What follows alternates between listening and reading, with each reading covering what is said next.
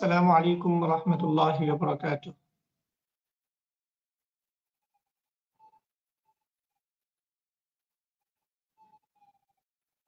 মানারা একাডেমির পক্ষ থেকে মায়েদের জন্য প্রতিদিন যে ক্লাসের আয়োজন হয়, আজকের ক্লাসের আলোচ্য বিষয় নির্ধারণ করা হয়েছে সন্তানকে শাসনের নীতি। আমরা গত ক্লাসে আলোচনা করেছিলাম সন্তানকে শাসনের নীতি, এ ব্যাপারে ইসলামের যে দিক নির্দেশনা। এ বিষয়ে ধারাবাহিকভাবে ইনশাআল্লাহ কয়েকটি ক্লাস হবে। আমরা সামান্য কিছু আলোচনা করেছিলাম গত ক্লাসে, আপনাদের আশা করি মনে আছে। এবং আমি যে বিষয়টাতে বেশি জোর দিই সবসময়, আপনাদেরকে বারবার বলেছি যে আপনারা চেষ্টা করবেন যে ক্লাস শেষ হওয়ার পরে, আলোচনা শেষ হওয়ার পরে আপনাদের যে বিষয়গুলো নতুন করে জানা হয়েছে, যে বিষয়গুলোতে আগে হয়তো তেমন সচেতনতা ছিল না, স্পষ্ট ধারণা ছিল না, নতুন করে আপনার অনুভূতি তৈরি হয়েছে, সে বিষয়গুলো একটু লেখার চেষ্টা করবেন। নিজেদের ডায়েরিতে যেমন করে লিখবেন ঠিক তেমনই আমাদের যে গ্রুপ আছে, মায়েদের জন্য স্পেশাল গ্রুপ আছে, এই গ্রুপের মধ্যেও লেখার চেষ্টা করবেন। এবং অনেকেই লিখছেন, অন্যরা উপকৃত হচ্ছেন, সেজন্য সকলের কাছে আমরা কৃতজ্ঞ। আল্লাহ তাআলা আমাদের সকলকে তৌফিক দান করেন। গত ক্লাসে শাসনের নীতি সম্পর্কে যে একটা কথা হয়েছিল সংক্ষেপে, সেই কথাগুলোকে আবার একটু রিপিট করছি একেবারেই সংক্ষেপে।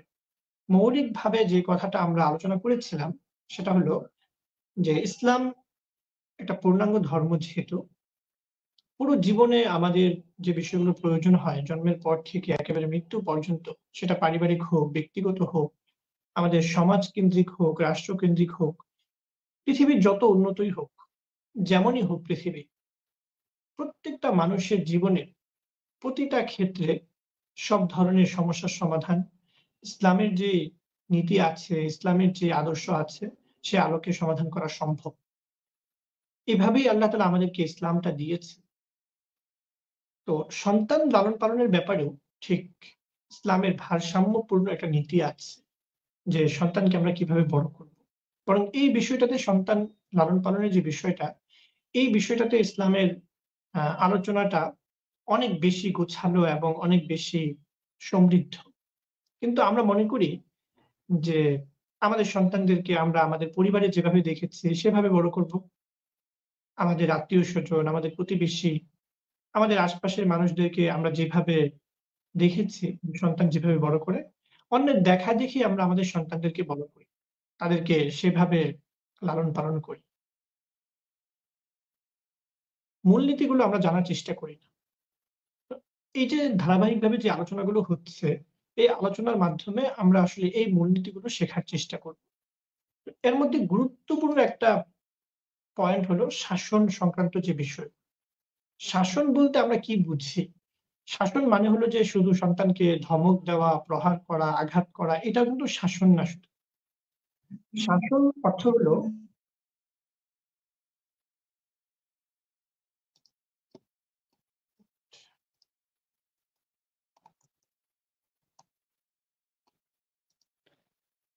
এক মিনিট।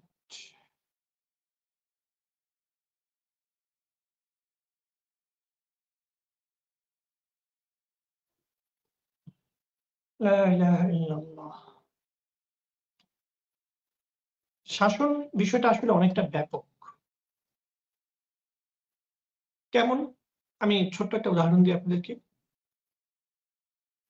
একেবারে ছোট বাচ্চা, ধরেন জন্মের পরে যার ১ দিন, ২ দিন, ৩ দিন, ৪ দিন বয়স, এখনো তার কোনো কিছু বুঝার বয়স হয়নি।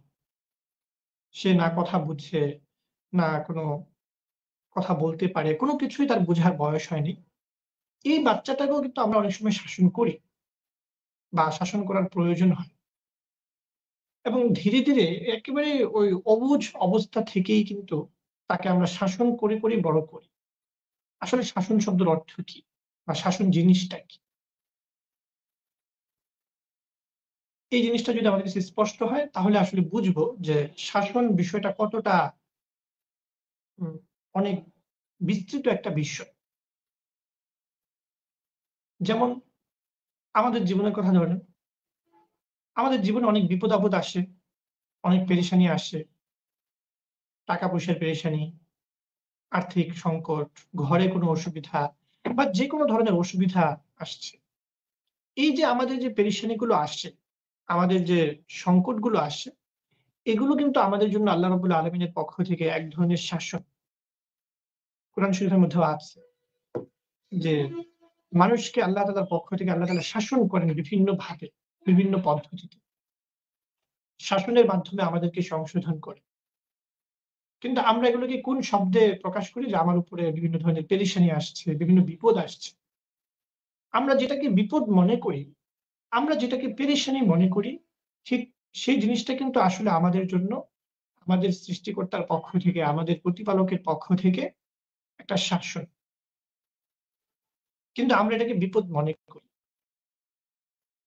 আমাদের যিনি প্রতিপালন করতেন, আমাদের রব,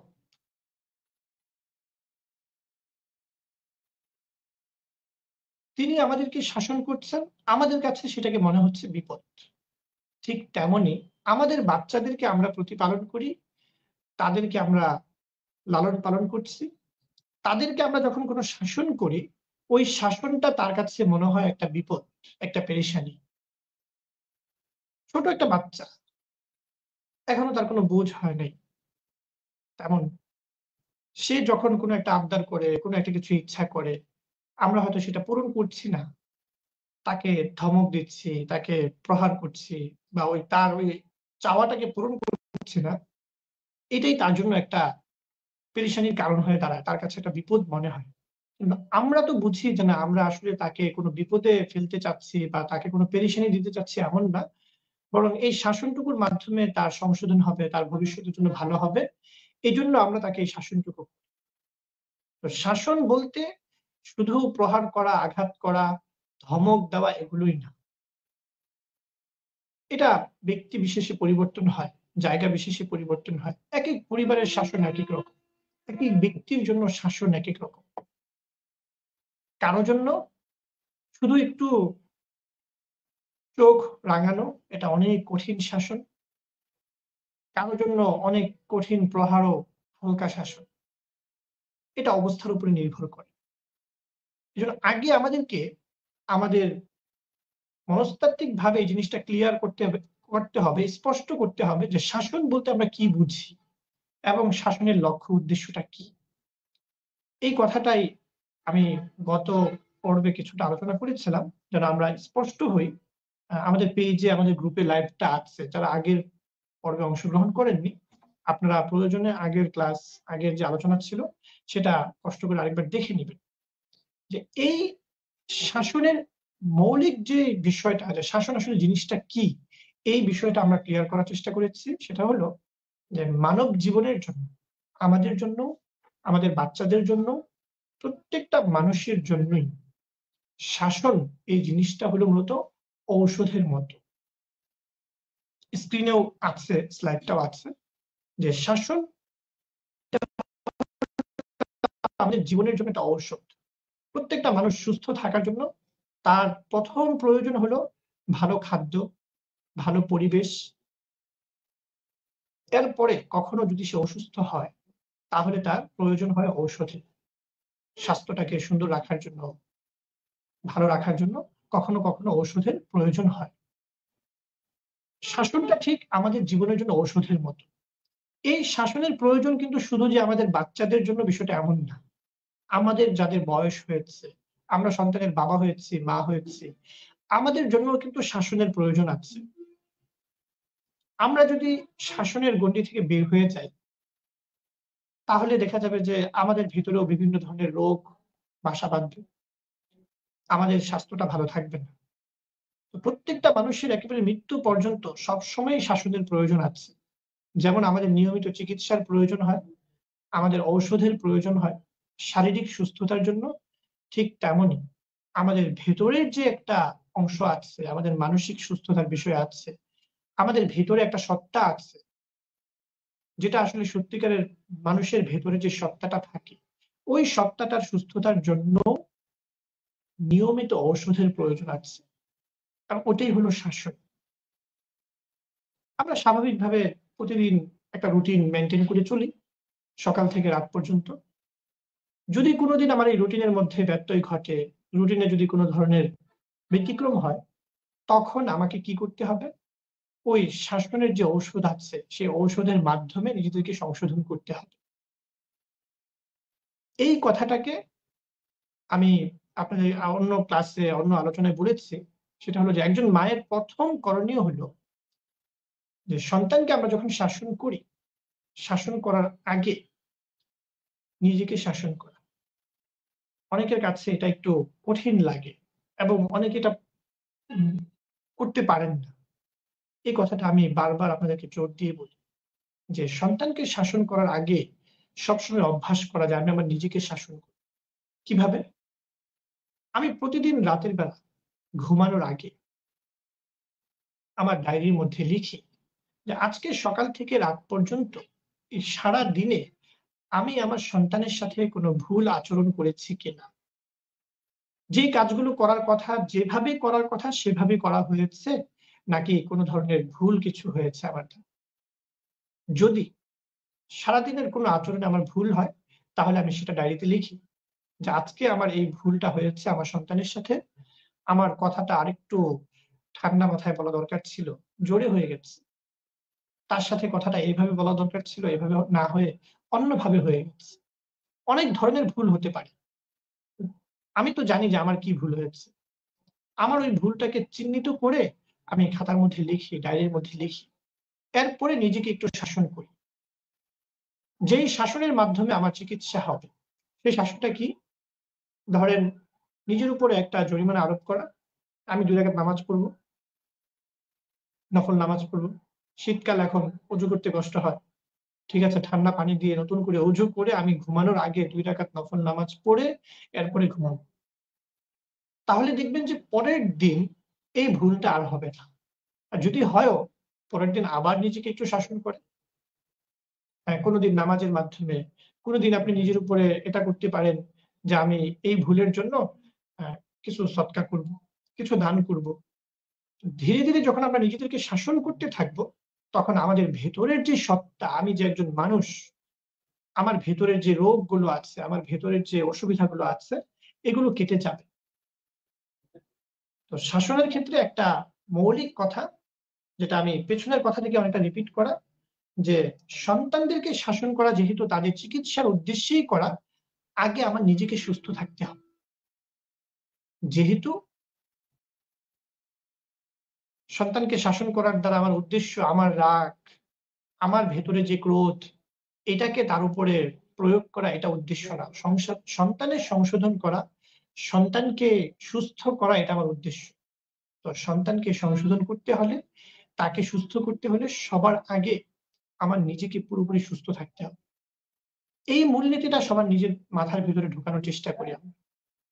যে আমার সন্তানকে মানুষ করার আগে আমার নিজেকে মানুষ হতে হবে।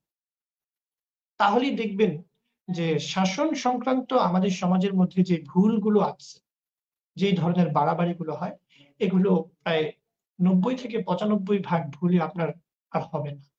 শুধু মূলনীতিটা মাথার মধ্যে রাখা যে শাসনের দ্বারা উদ্দেশ্য হলো সন্তানকে সংশোধন করা, তাকে সুস্থ করা, তার ভেতরের যে রোগগুলো আছে সেই রোগগুলোকে কাটানো।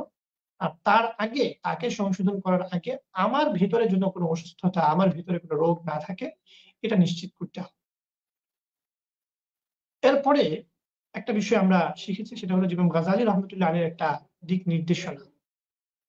ইমাম গাজ্জালী রহমতুল্লাহ আলাইহি বলেছেন যে শাসন করার ক্ষেত্রে ১ম যে বিষয়টা লক্ষ্য রাখতে হবে সেটা হলো শাসন তখনই আমি করতে পারবো যদি সে ভালো কাজ করার সময় আমি তাকে পুরস্কার দেই, তাকে উৎসাহিত করি তাহলে। যেই সন্তান কোন সময় তার পরিবারের কাছে উৎসাহ, পুরস্কার এগুলো পায় না, ওই সন্তানকে আপনি শাসন করতে পারেন না।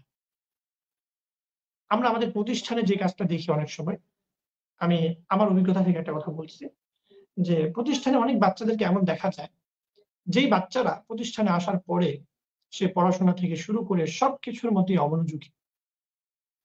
কেন? যখন আমরা তার সাথে লম্বা সময় কথা বলি, তার পরিস্থিতিটা বুঝার চেষ্টা করি, তখন দেখা যায় যে এই বাচ্চাটা তার ফ্যামিলিতে, তার ঘরে কোনদিন ভালো কাজের জন্য, ভালো কোনো কথার জন্য, ভালো আচরণের জন্য ঘরে কোনো সময় উৎসাহ পায় না। ঘরে কোনো সময় সে পুরস্কার পায় না। বরং সবসময় তাকে শাসন করে করেই বড় করা হয়। এজন্য সে পড়াশোনা থেকে শুরু করে কোনো কাজেই ভালো করতে পারছে না। তার ভেতরের উৎসাহ, উদ্দীপনা কোনো কিছুই কাজ করে না। সে সবসময় ভয়ে, ভয়ে থাকে। সে প্রতিষ্ঠানে আসার পরে প্রচন্ড রকম হতাশার মধ্যে ভোগে। ঠিক এই বাচ্চাটাকেই যখন প্রতিষ্ঠানে আমরা তাকে উৎসাহ দেই, তাকে যখন পুরস্কার দেওয়ার ব্যবস্থা করি, তাকে যখন তার ভালো কাজগুলোর জন্য উৎসাহ দেওয়া হয়, তখন এই বাচ্চাটাই আস্তে, আস্তে সবকিছুর মধ্যে মনোযোগী হতে শুরু করে। এজন্য শাসনের ক্ষেত্রে ইমাম গাজ্জালী রহমতুল্লাহ এই ব্যাপারটা খুব বেশি জোর দিয়েছেন। সেটা হলো যে সন্তানকে তার ভালো কাজের জন্য পুরস্কার দেওয়া, উৎসাহিত করা এটা শাসনেরই অংশ। এমন না যে আপনি শাসনের জায়গায় শাসন করছেন, পুরস্কারের জায়গায় পুরস্কার দিচ্ছেন, বিষয়টা এমন না। বরং পুরস্কার দেওয়া, তাকে সুন্দর, সুন্দর কথা বলা এটাও তার শাসনের অংশ। কেমন আমি বলি, একজন ডাক্তারের কাছে আপনি গেলেন। ডাক্তার আপনার প্রেসক্রিপশন লিখে দেন। এটা পুরো প্রেসক্রিপশনটা যতগুলো ঔষধ লিখে দিল, সবগুলো ঔষধই কিন্তু তার জন্য, তার এই রোগ নিরাময়ের জন্য প্রয়োজন আছে। ডাক্তার যে ঔষধ লিখে দেয়, সবগুলো ওষুধে যে অ্যান্টিবায়োটিক দিচ্ছে বিষয়টা এমন না। তাকে অ্যান্টিবায়োটিক যেমন দিচ্ছে, ভিটামিন দিচ্ছে, তাকে পুষ্টিকর খাবার খাওয়ার জন্য সাজেশন দিচ্ছে। এই সবগুলো মিলিয়েই তার জন্য প্রেসক্রিপশন। ঠিক তেমনই আপনার বাচ্চার জন্য আপনি যে শাসন করবেন, এই শাসনের একটা অংশ এটাও। যে সে যখন ভালো কিছু করবে তাকে উৎসাহিত করেন, তাকে পুরস্কৃত করেন। এই কালচারটা আমাদের দেশে তুলনামূলক একটু কম, যে আমরা বাচ্চাদেরকে তার ভালো কাজগুলোর জন্য প্রতিদিন রুটিন করে, করে সকালে একবার, দুপুরে একবার, সন্ধ্যায় একবার তার কথার জন্য তাকে উৎসাহিত করা, বাহবা দেওয়া, তার প্রশংসা করা এবং সম্ভব হলে প্রতিদিন, না হলে সপ্তাহে ১ দিন, ২ দিন, ৩ দিন তাকে তার ভালো কাজের জন্য পুরস্কার দেওয়া এবং বলে, বলে যে তোমাকে এই কাজের জন্য এই পুরস্কারটা দেওয়া হচ্ছে। তুমি এই ভালো কাজটা করেছ, এইজন্য তোমার এই পুরস্কার। এই রেওয়াজটা, এই কালচারটা অনেকের ঘরেই আছে। যাদের ঘরে আছে অনেক ভালো। আল্লাহ তাআলা বরকত দান করেন আরো এবং আরো সুন্দরভাবে করার তৌফিক দান করেন।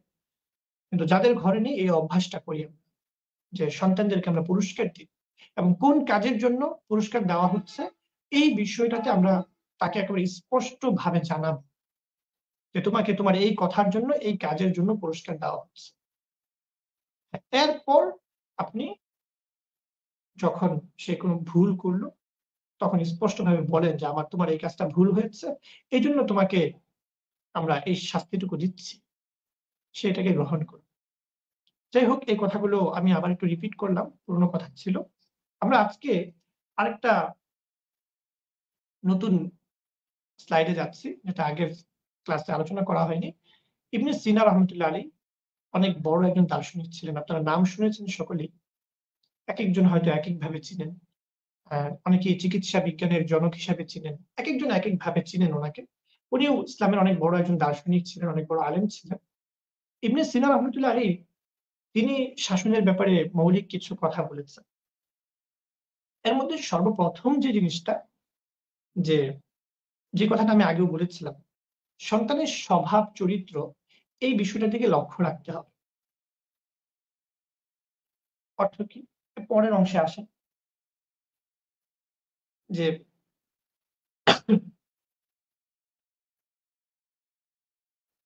আপনি তাকে শাসন করছেন, এমন শাসন করলেন যে শাসনের কারণে তার ভেতর থেকে সে প্রচন্ড রকম ভেঙে পড়ল। ভেঙে পড়ার পরে তার হয়তো দেখা যাচ্ছে যে আহ, খেতে ভালো লাগছে না, তার হয়তো ঘুমাতে ভালো লাগছে না। সে ভেতর থেকে পুরোপুরি মানসিকভাবে বিপর্যস্ত হয়ে পড়ল। এই কথাটা সে আপনার সামনে প্রকাশ করতে পারছে না। আপনি হয়তো দেখছেন যে সে স্বাভাবিকভাবে চলাফেরা করছে, সবকিছু করছে। কিন্তু মানুষটা আসলে ভেতর থেকে, ছোট বাচ্চা হয়তো ৩ বছর ৪ বছর, কিন্তু সে ভেতর থেকে ভেঙে চড়ে একেবারে তছনছ হয়ে গেছে। এই পরিস্থিতির যেন কখনোই সে সম্মুখীন না হয়। এই বিষয়টাতে অনেক বেশি আমাদেরকে যত্নবান থাকতে হবে। আর এই জিনিসটা সবচেয়ে বেশি কখন হয় জানেন? এই জিনিসটা সবচেয়ে বেশি হয় যদি সন্তানকে, ধরেন তার কোনো অভ্যাস, তার কোনো বিষয় নিয়ে নিয়মিত তাকে আঘাত করা হয়। বারবার। আজকে সে একটা অন্যায় করেছে। অন্যায় করার পরে আপনি তাকে শাসন করেছেন। শাসন করার পরে সে স্বাভাবিক হয়ে গেছে যে না ঠিক আছে আমি এই ভুলটা আর করব না। পরবর্তীতে হয়তো সে এই ভুলটা আর করেনি। অনেকদিন পরে ১ সপ্তাহ পরে ৫ দিন ৬ দিন বা একটা সময় যাওয়ার পরে তার অন্য কোনো ভুল হলো। অন্য ভুল হওয়ার পরে আবার তাকে ওই পিছনের ভুলের কারণে তাকে হয়তো লজ্জা দেওয়া হলো। তাকে পেছনের ভুলের কারণে নতুন করে আবার শাস্তি দেওয়া হলো। শাস্তি তো নতুন অপরাধের জন্যই দেওয়া হচ্ছে, নতুন ভুলটার কারণেই দেওয়া হচ্ছে। কিন্তু পিছনের ওই ভুলটা আবার তার সামনে রিপিট করা হলো। অথচ তার কিন্তু এটা মনে নেই। সে ওই ভুল কাজটা হয়তো ভুলেও গেছে এবং মনের ভেতর থেকে সে সংশোধন হয়েও গেছে। কিন্তু আমাদের তো মনে আছে, আমরা আবার তার সামনে ওটাকে রিপিট করতেছি। এই আচরণটা আপনারা একটু মিলাবেন, আমাদের দ্বারা হয়ে যায় অনেক সময়। আমরাও মানুষ, মানুষ হিসেবে আমাদের দুর্বলতা আছে। সেই দুর্বলতার জায়গা থেকে অনেক সময় আমাদের এই ভুলটা হয় যে আমরা পেছনের কোনো দোষ, পেছনের তার কোনো ভুল, ওগুলোকে আবার রিপিট করে তাকে আবার হয়তো ধমক দিচ্ছি, আবার তাকে শাসন করছি, কড়া কথা বলছি। তখন সে ভেতর থেকে ভেঙে যায় যে আমি কি তাহলে আর কোনদিন এই অপরাধ থেকে, এই অপরাধের যে শাস্তি এটা থেকে মুক্তি পাবো না? এটা কি সারা জীবন মনে থাকবে আমার মায়ের, আমার বাবার? আমাকে কি সবসময় এটার জন্য কথা শুনতে হবে? তখন সে হতাশ হয়ে যায় তার জীবনের ব্যাপারে। এবং সে ভেতর থেকে মনে করে যে আমি এমন অন্যায় করে ফেলেছি যে আমাকে সারা জীবন হয়তো কথা শুনিয়ে যেতে হবে। তখন তার ভেতরে একটা ভয় কাজ করে। একবার যদি কোনো বাচ্চার মনের ভেতরে ভয় ঢুকে যায় যে কখন জানি আমাকে কোন কথা বলে ফেলে, কে জানে আমাকে কি বলে, আমি তো অনেক অপরাধ করেছি, আমাকে হয়তো বাবা একটা শাসন করে বসবে, আমাকে হয়তো মা একটা ধমক দিয়ে বসবে। তখন সে তৃপ্তি সহকারে খানাও খেতে পারে না। তখন তার ঘুমের ভিতরেও তার ভয়টা কাজ করে। সে ঘুমাচ্ছে, আধা ঘুম, কাঁচা ঘুম। ঘুমের মধ্যে সে হঠাৎ করে ভয় পায়। না জানি আমাকে কোন কথা বলে বসে আবার। কিন্তু এই ভয়ের কারণটা কি এটাও সে বুঝতে পারে না। তার ওই বুঝার বয়সটাও হয় না। কিন্তু ভেতর থেকে সে অনেক বেশি অস্থির, ভেতর থেকে অনেক বেশি ভয় তার কাজ করে। এজন্য এই জিনিসটাকে অনেক বেশি খেয়াল রাখতে হবে। যে আমাদের শাসনের কারণে বাচ্চাদের স্বভাবের ভেতরে কোনো প্রভাব না পড়ে, সে ভেতর থেকে মারাত্মক পর্যায়ের দুঃখ, কষ্ট, এরপরে আ কোনো কিছুর প্রতি বিরক্তি ভাব এগুলো তার চলে না আসে। শাসনটা খুবই সীমিত হতে হবে এবং যে বিষয়ের জন্য শাসন করা হচ্ছে আগেও বলেছি, শুধু ওটার জন্যই শাসন করা। অতিরিক্ত না। আগের কোনো টপিক টেনে না নিয়ে আসা। আজকে যেটা নিয়ে কথা হচ্ছে ঠিক ওটা নিয়েই তাকে শাসন করা। আর কিছু না।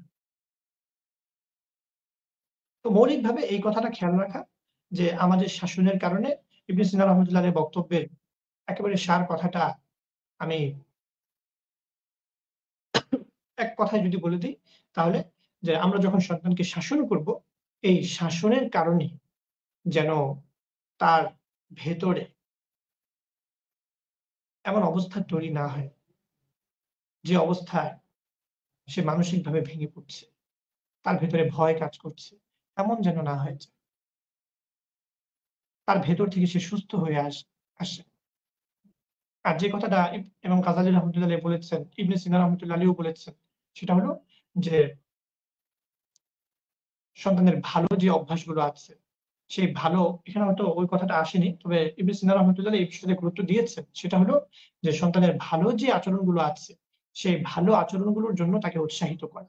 এটা সকলেই এক বাক্যে বারবারই রিপিট করেন, বারবারই বলেন। এবং আমরা যেন কেন এই বিষয়গুলোতেই উদাসীন।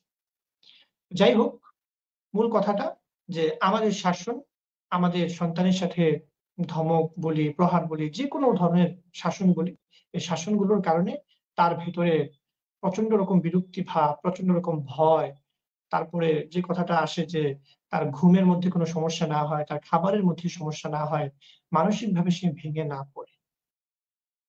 আরেকটা কথা এখানে আছে সেটা হলো যে সন্তানের যে পছন্দ অপছন্দ এই বিষয়টা আমাদেরকে খেয়াল রাখতে হবে। ধরেন একটা জিনিস আপনি পছন্দ করেন কিন্তু আপনার সন্তান পছন্দ করে না। আপনি অপছন্দ করেন কিন্তু আপনার সন্তান ঠিকই পছন্দ করে। সেটা যদি তার জন্য ক্ষতিকর না হয়, কারণ একটা কালার, হ্যাঁ, একটা রং আপনার পছন্দ, আপনার সন্তানের পছন্দ না। জোর করে তাকে আপনার পছন্দ তার উপরে চাপানোর প্রয়োজন নেই। কারণ এখানে তো এমন কিছু না যে এই কালারটা, এই রংটা সে পছন্দ করলে তার কোনো ক্ষতি হবে। হতেই পারে। শুধু রং না, খাবারের বিষয় হতে পারে। যদি খাবারটা এমন হয় যে খাবারটা তার জন্য ক্ষতিকর না, কিন্তু আপনার পছন্দ না, আপনার বাচ্চা পছন্দ করে, কোনো অসুবিধা নেই। তো সন্তানের পছন্দ অপছন্দের বিষয়টা খুব বেশি খেয়াল রাখতে হবে শাসনের ক্ষেত্রে। কোন সময় যেন এমন না হয় যে আমার অপছন্দনীয় একটা বিষয় সন্তান করলো, কিন্তু তার পছন্দের ওটা। সন্তানের পছন্দনীয় কিন্তু আমার কাছে অপছন্দনীয়। আমি শাসন করলাম। কিন্তু কাজটা ভুল না। কাজ ২ টাই ঠিক। আমি যেটা পছন্দ করি এটাও ঠিক, আমার সন্তান যেটা পছন্দ করছে এটাও ঠিক। দুজনেরটাই ঠিক, কিন্তু পছন্দের পার্থক্য। এই ক্ষেত্রে কখনোই শাসন করা যাবে না। কারণ শাসন তখনই হবে যদি ভুল হয়। শুধু পছন্দের পার্থক্যের কারণে কখনোই শাসন করা যাবে না। শুধু ভুলের ক্ষেত্রে তার যদি এমন কিছু হয় যেটা তার বদ অভ্যাসে পরিণত হবে, যেটা তার জন্য ক্ষতিকর, এমন কিছু হলে তাকে বুঝিয়ে বলে এরপরে শাসন করা। পছন্দ অপছন্দের পার্থক্যের ক্ষেত্রে কখনো শাসন হবে। তো ইবনে সিনা রহমতুল্লাহর বক্তব্য থেকে আমরা ২ টা কথা নোট করে নেই, আলাদা করে আমরা নিজেদের জন্য। সেটা হলো ১ নাম্বার হলো আমাদের শাসনের কারণে তার ভেতরে যেন মানসিক কোন ধরনের ক্ষতির শিকার সে না হয়। ভয়, ভেতর থেকে সে মানসিকভাবে ভেঙে না পড়ে। ২ নাম্বার হলো সন্তানের পছন্দ, অপছন্দ, তার চাহিদা, এই জিনিসগুলোর দিকে লক্ষ্য রেখে তাকে শাসন করা। সন্তানের পছন্দনীয় কোনো জিনিস হলে যদি সেটা তার জন্য ক্ষতিকর না হয়, তাহলে সেটার জন্য তাকে কখনো শাসন না করা। একটা এরপরে শেষ, আজকে আর লম্বা করব না। এখন থেকে হয়তো সর্বোচ্চ ২০ থেকে ২৫ মিনিট করেই কথা বলব। আজকে সর্বশেষ একটা কথা বলেই শেষ করে দিচ্ছি। সর্বোচ্চ আর ৫ মিনিট সময় নিব। সেটা হলো মুফতি শফি রহমতুল্লাহের নাম আপনারা অনেকেই শুনেছেন। বর্তমান যুগের পুরো পৃথিবীর মধ্যে যত বড়, বড় আলেমরা আছেন তাদের মধ্যে একজন হলেন মুফতি তাকি উসমানী দামাত বারাকাতুহু। অনেকেই হয়তো আপনারা নাম শুনেছেন। হযরতের কিতাবও হয়তো আপনারা অনেকেই পড়েছেন। পাকিস্তানের অনেক বড় আলেম। পুরো পৃথিবীর মধ্যেই গ্রহণযোগ্য আলেমদের কাতারে একের ১ম সারিতে যাদের নাম আসে, মুফতি তাকি উসমানী দামাত বারাকাতুহুর আব্বাজান মুফতি শফি রহমতুল্লাহ আলাইহ পাকিস্তানের মুফতি আজম ছিলেন, প্রধান মুফতি ছিলেন। মুফতি শফি রহমতুল্লাহ আলাইহির একটা বক্তব্য আমি এখানে নকল করে দিয়েছি আপনাদেরকে। এটা আপনারা প্রয়োজনে আলাদা করে নিজেদের কাছে সংরক্ষণ করে রাখবেন। এটা খুবই সেনসিটিভ এবং খুবই সিরিয়াস একটা বিষয়। আমাদেরকে লক্ষ্য রাখতে হবে। সেটা হলো নাবালিগ বাচ্চা, আমাদের যারা ছোট, ছোট বাচ্চারা আমাদের ঘরে আছে, তাদেরকে প্রহার করার ব্যাপারে, তাদেরকে শাসন করার ব্যাপারে আমাদেরকে সতর্ক করে একটা মাসআলা উনি বলেছেন। যে আমরা যে সন্তানদেরকে প্রহার করি, শাসন করি, শাসন করার ক্ষেত্রে যদি সীমা লঙ্ঘন হয়, তার যতটুকু শাসন প্রাপ্য ছিল তার থেকে বেশি হয়ে যায়। আমারই বাচ্চা, আমারই ছেলে, আমারই মেয়ে। কিন্তু তার যতটুকু শাসন প্রাপ্য ছিল তার থেকে শাসন আমি একটু বেশি করে ফেলেছি। এটা তার উপরে জুলুম বলে গণ্য হবে। নিজের সন্তান হলেও, নিজের সন্তানের উপরে তো জুলুম করা জায়েজ, বিষয়টা তো এমন না। যদি শাসনের মাত্রাটা অতিরিক্ত হয়ে যায় তাহলে এটা জুলুম বলে গণ্য হবে। এতটুকু তো ঠিক আছে, কিন্তু এর পরের অংশটা অনেক কঠিন। মুফতি শফি রহমতুল্লাহ লিখেছেন যে নাবালিগ বাচ্চা, তার উপরে যদি কোনো জুলুম করা হয় তাহলে এই জুলুমের যে গুনাহ, এই গুনাহ আসলে মাফ হওয়াটা অনেক কঠিন, খুবই কঠিন। কেন কঠিন? কারণ নাবালিগ বাচ্চার কাছে ক্ষমা চাওয়ার পরে নাবালিগ বাচ্চা যদি ক্ষমা করে, তার এই ক্ষমাটা ধর্তব্য হয় না। তার প্রতি আমি জুলুম করার কারণে তো আমার গুনাহ হবে। গুনাহ হওয়ার পরে এটা তো বান্দার হক। আমি আল্লাহর কাছে মাফ চাইলাম। বান্দার হক তো আল্লাহ তাআলার মাফ করার দ্বারা মাফ হবে না। এখন তাহলে উপায় কি? যেই বান্দার হক নষ্ট করা হয়েছে তার কাছে ক্ষমা চাইতে হবে। এখন নাবালেগ বাচ্চার কাছে ক্ষমা চাইলাম আমি, আর নাবালেগ বাচ্চা যদি মুখে বলেও যে আমি মাফ করে দিলাম, তার এই ক্ষমা করা, তার এই মাফ করাটা ধর্তব্য না। তো দেখেন, এই গুনাহ থেকে আসলে মুক্তি পাওয়ার কি উপায় তাহলে? এই জন্য ইতিম বাচ্চাদের হক নষ্ট করা, এতিম বাচ্চাদের প্রতি জুলুম করা, এটা অনেক কঠিন অপরাধ। তো এতিম বাচ্চাদের কেন? ওই যে নাবালিগ বাচ্চা, তার কোনো অভিভাবক নাই, কোনো কিছু নাই, আপনি তার উপরে জুলুম করলে ক্ষমা কে করবে আপনাকে? বান্দার হক তো বান্দা ক্ষমা না করলে ক্ষমা হওয়ার কোনো উপায় নেই। তো এতিম বাচ্চার উপরে জুলুম করা, তার হক নষ্ট করা, তার সাথে অন্যায় আচরণ করা, এগুলো যেমন অনেক মারাত্মক পর্যায়ের অপরাধ, ঠিক তেমনি নিজের সন্তানের ক্ষেত্রেও। আমার সন্তান, এজন্য আমি যা ইচ্ছা তাই করতে পারি, বিষয়টা এমন না। কোরআন শরীফের মধ্যে তো এটাও আছে না? ইয়াউমা ইয়াফিরুল মারউ মিন আখিহি ওয়া উম্মিহি ওয়া আবিহি। হাসরের ময়দানে সন্তান তার পিতা-মাতা থেকে দূরে পলায়ন করবে। পিতা-মাতা তার সন্তান থেকে দূরে পলায়ন করবে। কেন? হিসাবের ভয়ে। বাবা-মা তার সন্তানকে দেখে মুখ ঢেকে অন্যদিকে দৌড় দিবে হাসরের ময়দানে। কেন? কারণ হলো যে কিয়ামতের ময়দানে প্রত্যেককে আলাদা, আলাদা হিসাব দিতে হবে। বাবা-মা চিন্তা করবে যে আমার সন্তানের সামনে যদি আমি পড়ি, সন্তানের অনেক হক তো আমি নষ্ট করে দিচ্ছি। এখন তো আল্লাহর কাছে যদি সে হকের ব্যাপারে সে নালিশ করে, তাহলে তো আমাকে জবাব দিয়ে সামনে যেতে হবে। এজন্য বাবা-মা তার সন্তানকে দেখে পলায়ন করবে। সন্তান তার বাবা-মাকে দেখে পলায়ন করবে। এজন্য সন্তানকে শাসন করার ব্যাপারে এই জিনিসটা আমাদের মাথায় সবসময় রাখতে হবে। যে কোনোভাবেই যেন আমাদের সন্তানের উপর আমরা জুলুম না করি। একটু ভুল করুক না। ছোট বাচ্চা আমাকে ঘুমাতে দিচ্ছে না, কষ্ট দিচ্ছে, ঠিক আছে। আমারই তো সন্তান।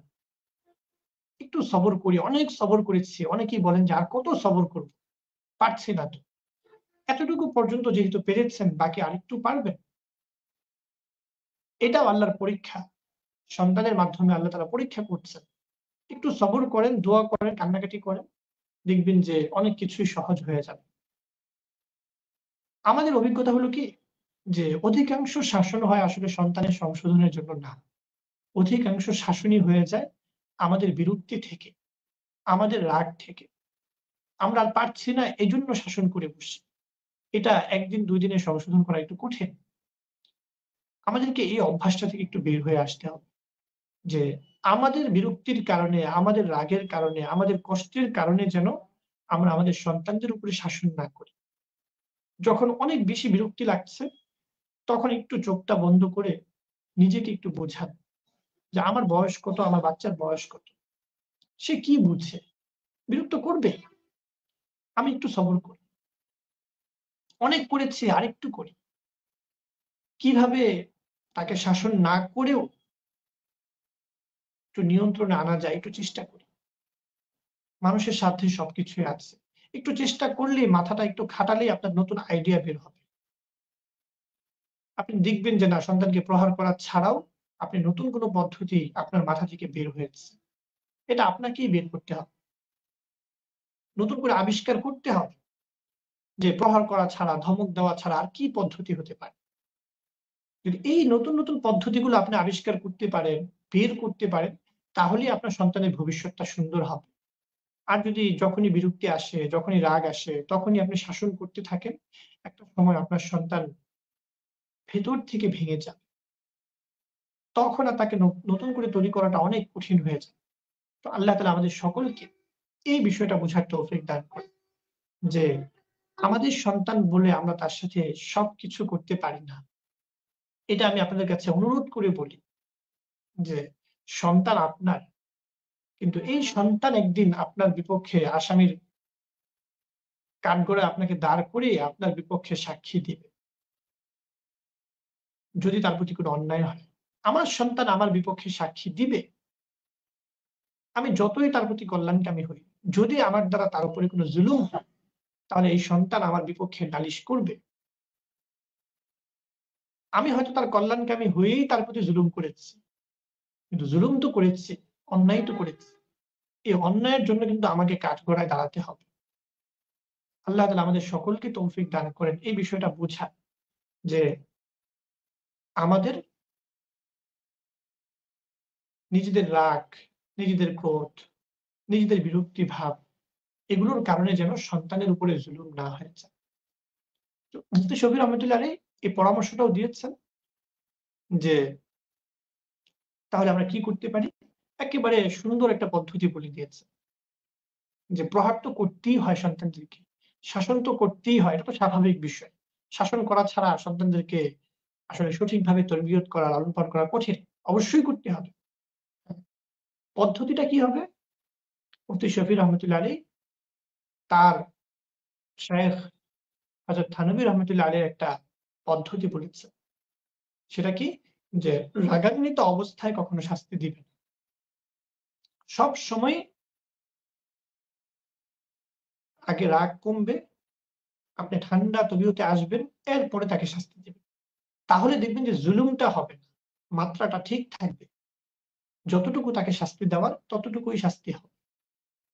হযরত থানভী রহমতুল্লাহ আলাইহির এই উপদেশটা আপনারা সবাই লিখে রাখবেন। যে রাগান্বিত অবস্থায় কখনো শাস্তি দিবেন না। রাগ কমার পরে, ক্রোধ ঠান্ডা হওয়ার পরে শাস্তি দিবেন। এই একটা উসুল যদি আপনাদের নিজেদের জীবনে নিয়ে আসতে পারেন, তাহলে দেখবেন যে আপনাদের সন্তান আপনারা টের পাবেন যে আপনাদের সন্তানদের ভেতরে আস্তে, আস্তে অনেক বেশি উন্নতি হচ্ছে। আপনার সাথে তার সম্পর্কটা খুব গভীর হচ্ছে। সেও বুঝবে যে আমাকে শাসনটা আমার প্রয়োজনেই করা হচ্ছে। লা ইলাহা ইল্লাল্লাহ, লা ইলাহা ইল্লাল্লাহ। যাই হোক আজকে আমি এই পর্যন্তই শেষ করছি। শাসন নিয়ে ইনশাআল্লাহ আরো ২-৩ দিন কথা বলব। এরপরে আরেকটা বিষয়ে কথা আছে সেটা হলো যে আমাদের দেশে, বিশেষ করে আমাদের দেশের কথাই বলব। যে আমাদের দেশে শাসন সংক্রান্ত কিছু বাড়াবাড়ি, কিছু ভুল এবং এর থেকেও বড় বিষয় যেটা সেটা হলো শাসনের ব্যাপারে কিছু ভুল ধারণা। যে শাসনের দ্বারা উদ্দেশ্য কি? শাসন কোন ক্ষেত্রে করতে হয়? অনেকের মুখে কিছু ভুল ধারণা আছে, ভুল কথা আমরা নিয়মিতই শুনি। যেগুলোর কারণে আমরা আসলে সীমা ছাড়িয়ে যাই। মানে শাসনের উদ্দেশ্য সম্পর্কে আমাদের স্পষ্ট ধারণা নেই। যে কেন শাসন করছি? শাসন করার উদ্দেশ্য কি? এই বিষয়টাই আমাদের কাছে স্পষ্ট না। আর এটা যখন স্পষ্ট না, তখন দেখা যায় যে আমাদের দ্বারা জুলুম হয়ে যায়। তো এই বিষয়গুলো নিয়ে কথা বলব যে আমাদের বিশেষ করে আমাদের দেশের কালচার যে শাসন সংক্রান্ত যে ভুল ধারণাগুলো আছে, যে ভুল পদ্ধতিগুলো আমাদের দেশে প্রচলিত আছে, শাসন সংক্রান্ত যে কথাগুলো আমাদের ভেতরে প্রচলিত আছে, এগুলো নিয়ে ইনশাআল্লাহ কথা বলব। তো আশা করি এই বিষয়গুলো যখন কথা হয়ে যাবে, এরপরে আপনাদের কাজ হলো যে নিয়মিত এই বিষয়গুলোতে প্র্যাকটিস করা। যে আমাদের দ্বারা যেন সীমা লঙ্ঘন না হয়। সবার জন্য একরকম হবে বিষয়টা এমন না। অনেকের জন্য অনেক সহজ হবে, কারো জন্য কঠিন হবে। তো আপনি প্রতিদিন নিজেকে কতটুকু ডেভেলপ করতে পারছেন, এটা আপনি নিজে ডায়েরিতে লিখে ডেট বাই ডেট যে আজকে আমি এতটুকু উন্নতি করেছি। আমার এই ভুলগুলোকে সংশোধন করেছি। ২য় দিন আমি আমার এই ভুলগুলোকে সংশোধন করেছি। এভাবে ধীরে, ধীরে হয়তো ৬ মাসে গিয়ে আপনার পুরো জিনিসটা গুছিয়ে আসবে। আপনি তখন খুব সুন্দরভাবে আপনার সন্তানকে মেইনটেইন করতে পারবেন, পরিচালনা করতে পারবেন। আল্লাহ তাআলা আমাদের সকলকে তৌফিক দান করেন, বুঝার তৌফিক দান করেন এবং আল্লাহ তাআলা নিজের কুদরতে, নিজের মেহেরবানিতে আমাদের সন্তানদেরকে এত কঠিন পরিবেশের মধ্যে সুন্দরভাবে বেড়ে ওঠার, সুন্দরভাবে তাদেরকে বড় করার তৌফিক দান করেন। আমিন। আসসালামু আলাইকুম ওয়া রাহমাতুল্লাহি ওয়া বারাকাতুহু।